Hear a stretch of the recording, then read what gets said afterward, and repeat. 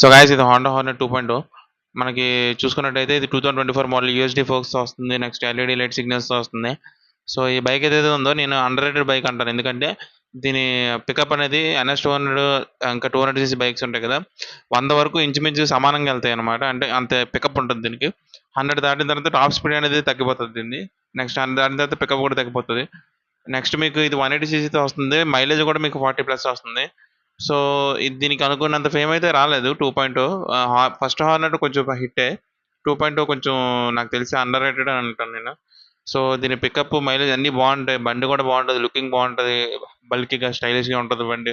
Honda company నుంచి వస్తుంది, రిలయబుల్గా ఉంటుంది, రిఫైన్మెంట్ కూడా బాగుంటుంది, స్మూత్నెస్ ఉంటుంది, అన్నీ ఉంటాయి. సో దీని ప్రైసింగ్ వచ్చేసరికి 1,40,000 ఎక్స్ షోరూమ్ ప్రైస్ అనమాట. ఆన్-రోడ్ ప్రైస్ చెప్పట్లేదు ఎందుకంటే ఊరికి మారుతుంది. సో ఈ వీడియో కనుక మీకు నచ్చినట్టయితే లైక్ చేసుకోండి, నా ఛానల్ని సబ్స్క్రైబ్ చేయండి. ఇంకా మంచి వెళ్తే మీ ముందుకు వస్తాను.